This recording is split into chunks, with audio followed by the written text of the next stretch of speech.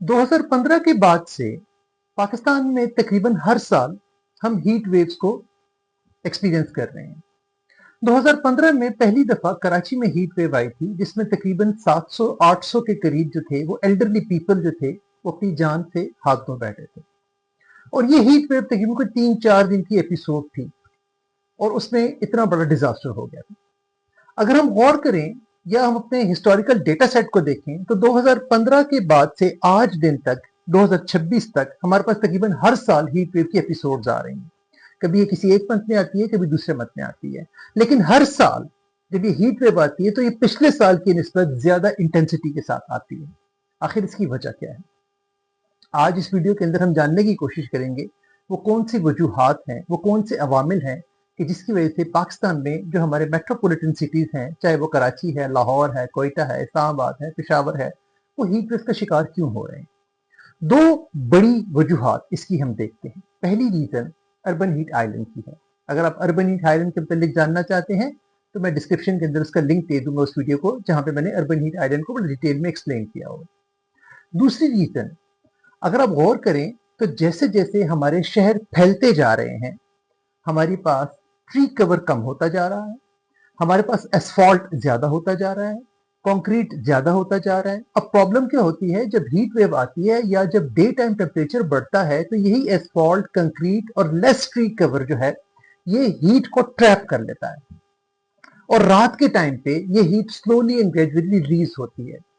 अगर हमारे पास tree cover ज्यादा हो, अगर हमारे पास अनपेव्ड एरिया ज्यादा हो, तो उसका बेनिफिट ये होगा कि जो हीट है ये बड़ी क्विकली डेसिपेट हो जाएगी और अर्बन हीट आइलैंड का इम्पैक्ट या इफेक्ट जो है वो मिनिमाइज हो जाएगा। दूसरी जो सबसे इंपॉर्टेंट रीजन है वो डे टाइम टेम्परेचर का राइज है, and that's because of the climate change.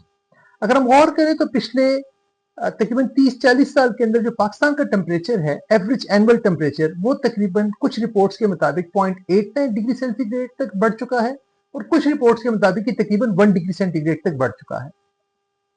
2015 में ही पेरिस एग्रीमेंट एक हुआ था COP23 के अंदर, जिसमें कहा गया था कि towards the end of century जो हम कोशिश करेंगे पूरी दुनिया कि जो हमारा एवरेज एनुअल टेम्परेचर है वो 1.5 डिग्री मैक्स 2 डिग्री सेंटीग्रेड तक बढ़े। लेकिन ये चीज पाकिस्तान के ऊपर लागू नहीं होती। उसकी रीजन ये है कि आज हम 2026 में हैं और इस टाइम पे हमारा तकरीबन 1 डिग्री सेंटीग्रेड तक टेम्परेचर बढ़ चुका है। और अगर इसमें भी हम पाकिस्तान को देखें तो हमारा जो नॉर्दर्न एरियाज है वहां पे हमारा टेम्परेचर ज्यादा राइज हुआ है comparative to the central and southern part of the country. That is the reason हर साल जब हमारे पास फ्लड्स आते हैं तो वो पिछले साल की निस्बत ज्यादा इंटेंसिटी और ज्यादा डेविस्टेशन के साथ आते हैं। दूसरी एक और बड़ी इंपॉर्टेंट चीज है, ये हीट वेव्स की वजह से अगर आप गौर करें तो हमारे शहरों के अंदर इलेक्ट्रिसिटी की कंजम्पशन ज्यादा होती जा रही है। मतलब आपको ज्यादा एयर कंडीशनिंग करनी पड़ती है क्योंकि आपका ट्री कवर कम है और आपको कमरों को या घरों को ठंडा रखना पड़ता है। आज से 50 साल पहले जब हम देखते हैं कि जब हमारा ट्री कवर अच्छा खासा था, घर कच्चे थे, तो इलेक्ट्रिसिटी कंजम्पशन कम थी और मौसम भी बड़ा मोतदिल किस्म का था, बड़ा नॉर्मलाइज किस्म का था। किया क्या जा सकता है, हमारे पास सोल्यूशंस क्या है? देखिए, हम क्लाइमेट चेंज को रिवर्स तो नहीं कर सकते, लेकिन हम इसको मिटिगेट कर सकते हैं या इसके साथ एडॉप्टेशन स्ट्रेटजीज अपना सकते हैं। मिसाल के तौर पर मैं पहले भी इसका कई दफा अर्ज कर चुका हूं, हमें अपना ट्री कवर इन्हांस करना पड़ेगा। अगर हम ट्री कवर इन्हांस करते हैं, सेकंड मोस्ट इंपॉर्टेंट थिंग, हमें घरों की रूफ टॉप्स के ऊपर हमें गार्डनिंग करनी पड़ेगी।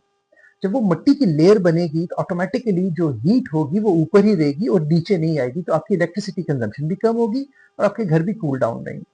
तीसरी इंपॉर्टेंट चीज ये है कि हमें अपने घरों के अंदर वेंटिलेशन सिस्टम इन्हांस करना पड़ेगा। उसके बेनिफिट ये होगा कि जो हीट वेव्स के एपिसोड हैं उसमें आप सर्वाइव कर सकेंगे। लास्ट के अंदर एक बात मैं चलते चलते आपको बताता चलूं, when there is a heat wave episode तो हमें अपने जिस्म को भी ठंडा रखने की जरूरत है और गैर जरूरी सफर करने से हमें ग्रेज करना पड़ेगा।